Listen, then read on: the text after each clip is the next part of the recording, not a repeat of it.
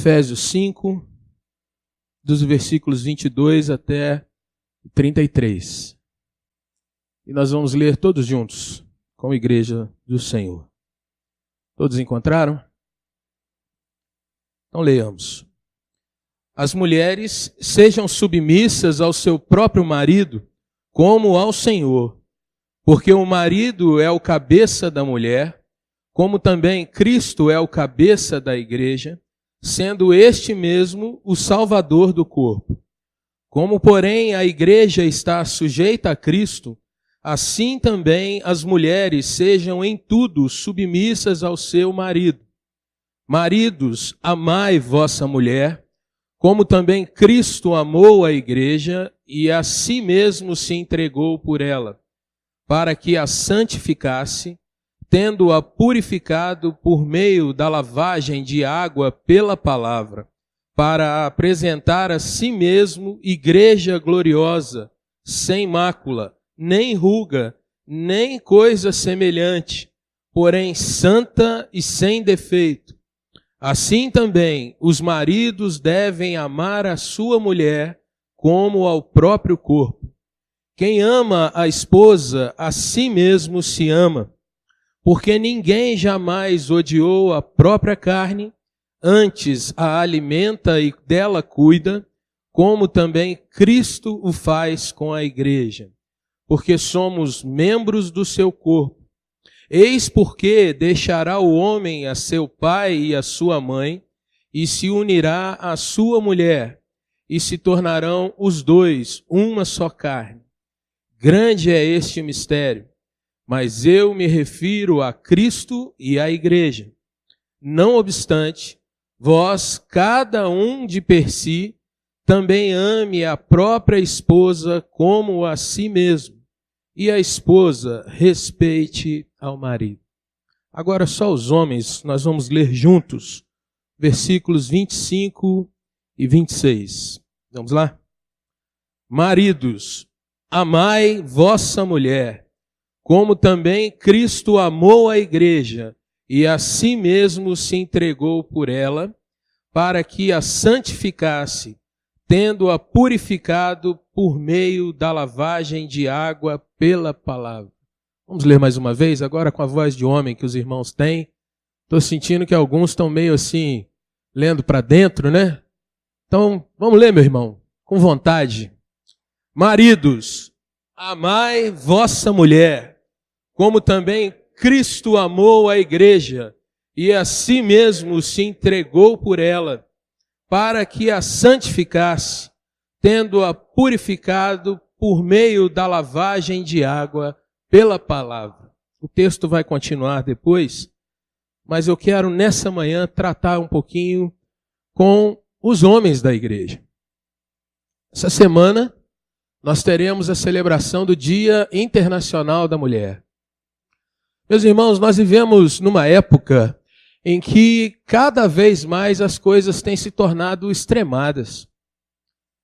Esse Dia Internacional da Mulher poderia ser um dia em que eu, você, a rapaziada desse nosso planeta, poderia dar um belo buquê de flores para a esposa, tecer um tempo de homenagem, de carinho, de bênção, não só dentro do lar, mas dentro da igreja.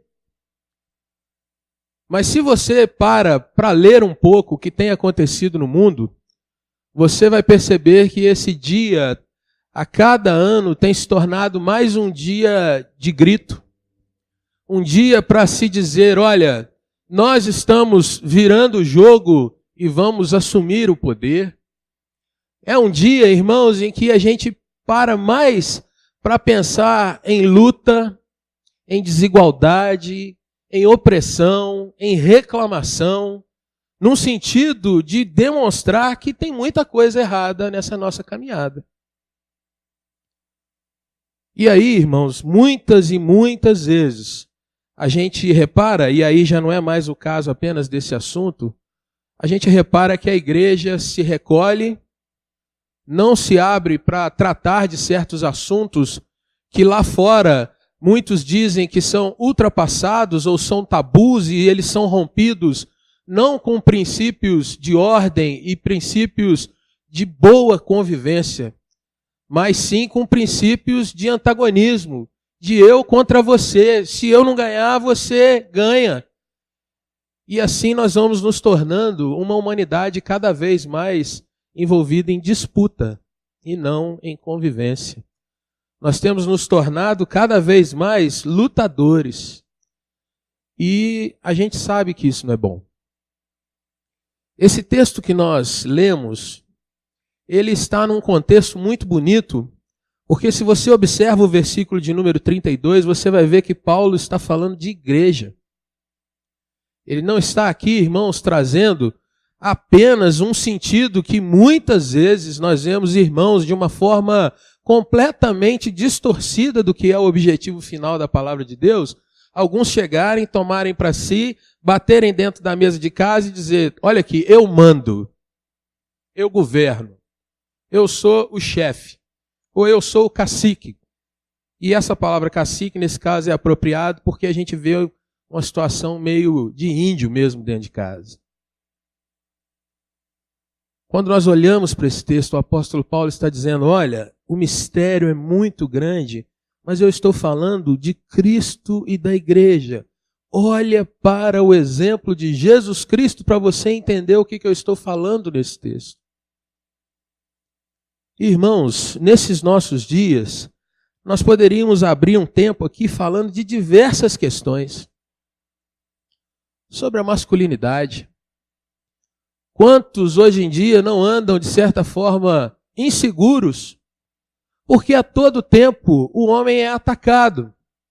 As ideologias que nós vemos que estão cada vez mais vigentes, elas têm, irmãos, uma função que é perversa. A questão de tirar aquilo que você tem como homem e fazer com que isso seja visto como algo mau, como algo que não corresponde à realidade. E aí, quando você, homem, é colocado de repente contra a parede, você se vê talvez acuado e pensando, como responderei? Afinal de contas, nos nossos dias, a gente perde o absoluto. O Senhor criou homem e mulher. Nós deixamos esse absoluto para ir caminhando por qualquer coisa no meio disso, mas que na realidade não traduz aquilo que é o ensino bíblico sobre isso. E nessa manhã, meu irmão, minha irmã, eu quero trazer para nós, pensando nesse Dia Internacional da Mulher, que esse pode ser, irmãos, um tempo para que eu e você, nós comecemos a realmente pensar naquilo que nós somos à luz da palavra de Deus. E como nós devemos, como igreja, tratar, cuidar, edificar e abençoar não só a esposa, mas as irmãs que nós temos conosco aqui. Irmãos, o texto, e eu quero me ater a isso, ele é muito claro no sentido de dar um imperativo muito, mas muito forte. Maridos, amai. Maridos, amai. Ele não diz aqui, irmãos, para nós termos uma palavra de amor apenas. Ele não diz aqui para nós termos apenas um sentimento. Mas ele nos dá uma ordem que eu, como homem, você, como homem, ou nós obedecemos dizendo, esse é o meu Senhor falando, ou então, absolutamente estamos nos desviando daquilo que a palavra nos traz. Amai vossa mulher. E o mais lindo disso, irmãos, é que ele não nos deixa nenhuma sombra de eu e você desenvolvermos esse amor à nossa maneira, do meu jeitinho, com o que eu penso que é amor. Ele não nos dá, irmãos, nenhum tipo de abertura para você dizer assim, lá em casa é do meu jeito. O texto diz, ame, obedeça amando, mas como? Como Cristo amou a igreja. Irmãos, como Jesus amou a sua igreja? Jesus nunca impôs a sua vontade sobre a igreja. Jesus nunca tratou a sua igreja com um cabresto dizendo, eu mando e você obedece. Jesus nunca violentou a sua igreja. Jesus jamais, irmãos, se colocou numa posição de que a igreja deveria ser aquela que o obedecesse cegamente. Mas o amor de Cristo pela igreja, ele vai além da questão de que muitas vezes nós temos visto nos nossos dias, em que nós dizemos uma coisa e agimos de outra forma. E eu queria nessa manhã, meu irmão, falando claramente para você, olhando nos seus olhos, dizer para você, você precisa se avaliar como tem sido dentro de casa. Eu preciso cada dia me avaliar. Porque de fato nós não fomos chamados, irmãos, para sermos capatazes dentro de casa. Nós fomos chamados para refletir Jesus dentro da nossa casa. E aí, quando a minha esposa olha para mim, se eu não transparecer o senhorio de Cristo, se eu não transparecer o amor de Cristo, se eu não transparecer de fato aquele que ama a ponto de se dar de fato por ela, tem algo que precisa ser trabalhado. Tem algo que precisa ser mudado. Tem questões que precisam ser revistas. Jesus amou a sua igreja e a si mesmo se entregou por ela. Irmãos, você olha a história do Evangelho, você vai pensar, o Evangelho é Jesus ter vindo e morrido por nós. Errado. O Evangelho, em primeiro lugar, é eu ter sido criado por Deus. Lá em Gênesis, nós temos estudado isso. O Evangelho começa com a palavra do Senhor decretando tudo o que aconteceria, as coisas que viriam à existência, todas as situações estabelecidas. E eu não quero dar um spoiler aqui, mas semana que vem o nosso estudo de escola dominical é sobre família. Deus criou a família. Mas eu quero te dizer, irmãos, que o Evangelho começa lá. E quando você vê a questão de Deus ter criado homem e mulher e ter feito uma estrutura na qual os dois estivessem harmonicamente bem, harmonicamente perfeitos para o Criador, você vai ver que isso é que vai perpassar a Escritura. Mas quando o pecado entra na história, quebra esse tipo de relacionamento. Homem e mulher, então, passam a ser antagônicos em muitas situações. Cristo, então, irmãos, quando vem, ele vem para dizer que deu a vida e vem para dar a sua vida efetivamente. Ele vem para dizer, eu ressuscito e ressuscita efetivamente. E Jesus, irmãos, em todo o tempo, ele estabelece relacionamento de resgate, de restauração, de redenção, não só para a mulher, mas para o homem também. Mas olha que coisa interessante. Quem são as primeiras pessoas a terem a notícia da ressurreição de Jesus? São mulheres. Jesus quebra o padrão da sua cultura, porque se ele quisesse de fato que a notícia fosse vista como verdadeira, se ele quisesse de fato, irmãos, que o anúncio da ressurreição fosse alardeado como algo oficial, como que todos deveriam crer, ele não teria se revelado primeiro à mulher, porque a palavra da mulher não tinha valor naqueles dias.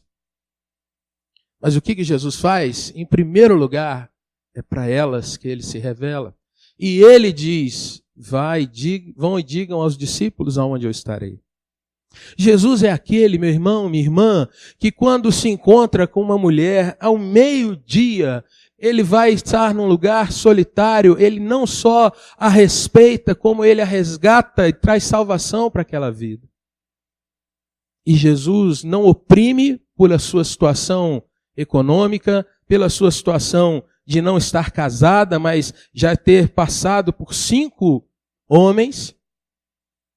Mas Jesus ali restaura, redime e abençoa. Aonde que eu quero chegar, meus irmãos? Quando nós olhamos para o texto, veja o que ele nos diz. Jesus se entrega por ela. O que seria se entregar pela minha esposa nesses nossos dias, irmãos? Você, irmão, irmã, pensa no seu coração que vai muito além de sentimento. Vai muito além de dizer palavras que fazem alegrar aos ouvidos. Mas significa todos os dias tomar decisões que de fato vão levar a minha esposa para um lugar que é de redenção, que é de cada vez mais se sentir cuidada, amada, mas também tratada. O versículo 26 vai dizer que essa entrega, esses atos de bênção, de amor, tem um objetivo, irmãos, de santificação. O que é o amor de um homem pela mulher? Ele vai muito além da questão de satisfação pessoal. Ele vai além, irmãos, da questão de apenas ser bem tratada no sentido físico ou emocional. Mas ele vai mostrando e vai a cada dia direcionando a vida do outro, e aí eu posso falar da esposa para o marido, mas hoje é marido e esposa, ele vai levando a outra pessoa a que cada dia ela olhe mais para o céu e cada dia mais ela se separe do contexto da humanidade.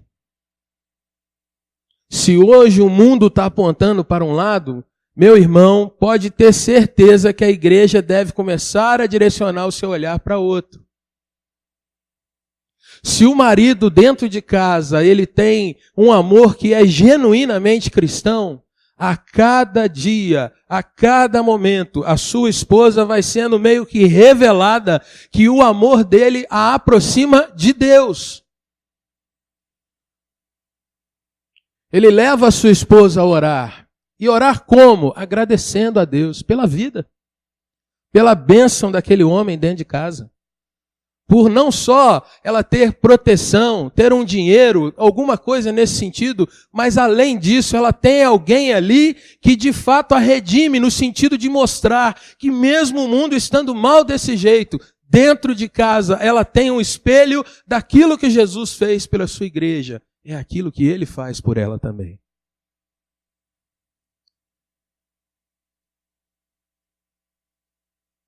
Santificar-se. Para quem?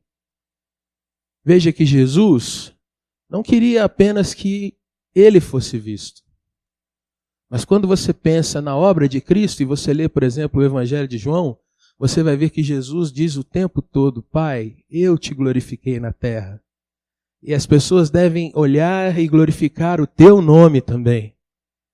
Irmãos, um casamento, quando é cada vez mais penetrado pela palavra, aprofundado na palavra, nós vamos vendo que o marido, a esposa vão glorificando o Senhor.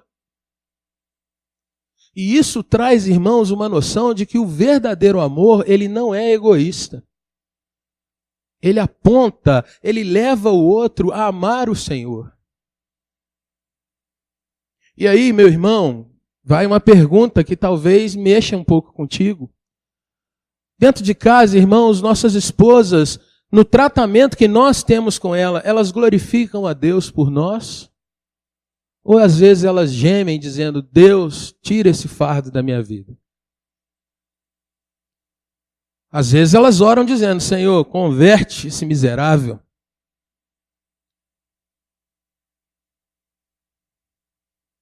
E eu estou dentro da lista, tá, irmão? Não fica bravo aí, achando que eu estou te cutucando, não, porque às vezes eu sei que a minha esposa tem que orar para que eu me converta em certas coisas mesmo. Mas nessa manhã, irmãos, de uma forma muito breve e levantando algumas coisas, porque o nosso tempo não ajuda muito nessa hora, gostaria de trazer para a gente, se eu e você, meu irmão, nós pensamos nisso hoje em dia. Você para avaliar um pouco você. Você para diante do espelho de manhã, né, você vê essa cara bonita que você tem, esse corpo musculoso, forte, né, decidido. Hoje eu vou para o trabalho e ninguém me segura. Você é o cara, né? Mas aí você para assim e fala: peraí, tem mais alguém nesse lar comigo. Eu já orei por ela hoje? Já agradeci a Deus pela bênção que eu tenho dentro de casa hoje?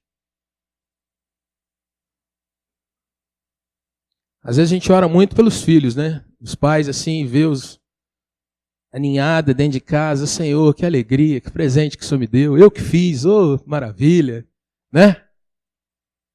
Mas orar pela esposa, agradecendo a Deus, irmãos, para que ela seja santificada no Senhor, para que aquela casa seja um lugar realmente de prazer, de alegria, para que o trabalho dela também seja abençoado, abençoador. E depois de orar, meu irmão, já elogiou, disse uma palavra de bênção?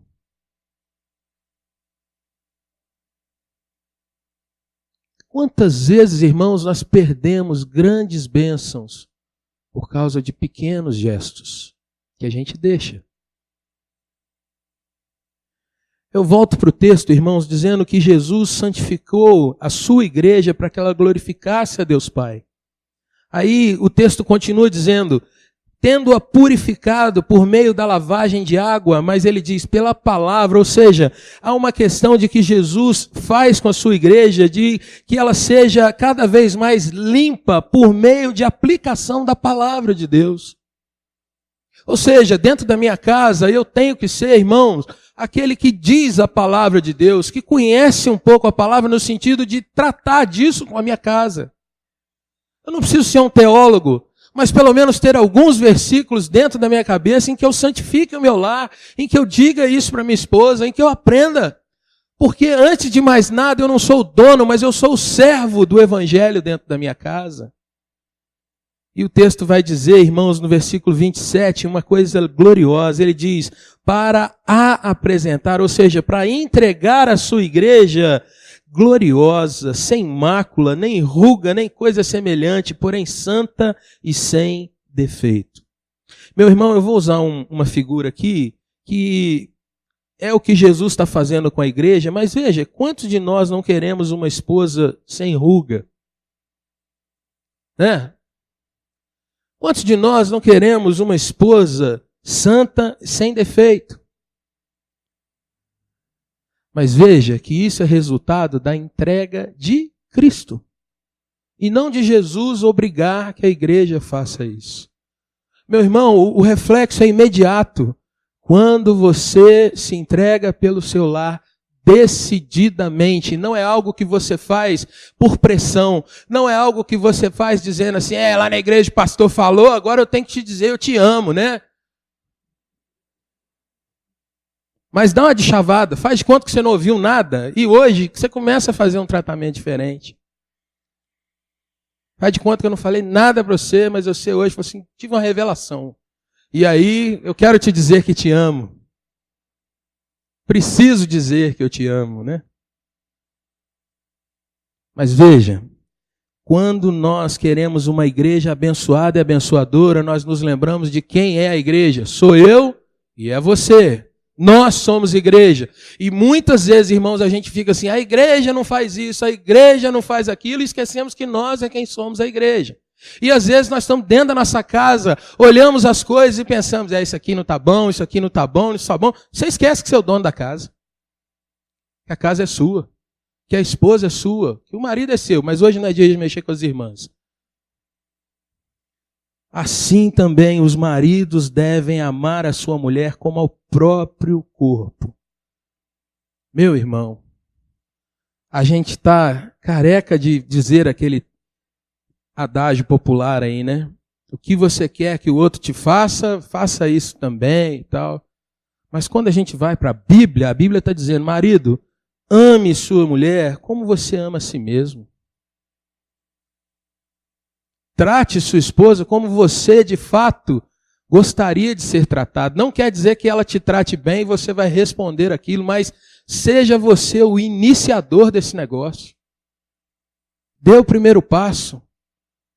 Saia do pedestal, saia da gaiola, saia desse esconderijo que às vezes você se coloca, não, mas eu não sou bem tratado e tal. Saia desse negócio e comece a ter uma atitude mais proativa dentro do seu lar. E eu quero encerrar essa palavra, meu irmão, trazendo de novo o começo dessa conversa. Dia 8 é o Dia Internacional da Mulher. A igreja não tem um poder de ir para a mídia e dizer coisas que vão fazer a sociedade refletir. Aliás, a igreja hoje, irmãos, passa por um descrédito absurdo. Então a gente não tem essa condição.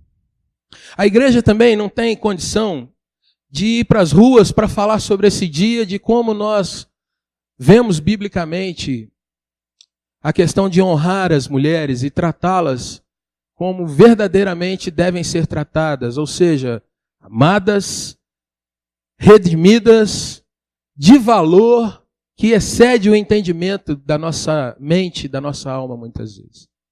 Como a igreja deve tratar então? A igreja, meu irmão, deve começar pelo exemplo. Se nós não podemos fazer um grande alarde, comece dentro da sua casa. Semeie isso para os seus filhos. Semeia isso para aqueles que virão nas próximas gerações. Semeia isso no seu trabalho. Lugar, irmãos, onde a gente ouve piadas, onde a gente ouve muitas vezes pessoas que se divertem tripudiando de outras pessoas. Vamos sair desse meio. Vamos sair desse tipo de linguajar e vamos começar realmente a redimir as coisas. Leva, em primeiro lugar, para o seu lar atitudes que venham redimir de fato seu relacionamento. Valorize a esposa que o Senhor te deu. Não oprima. Você não precisa, dia nenhum, mostrar quem manda. Isso é uma bobagem. Você precisa mostrar que você é servo. Porque a igreja é lugar de servo. E Paulo fala, grande é esse mistério. Eu estou falando de igreja. Mas qual é a semente básica da igreja? A família. Família.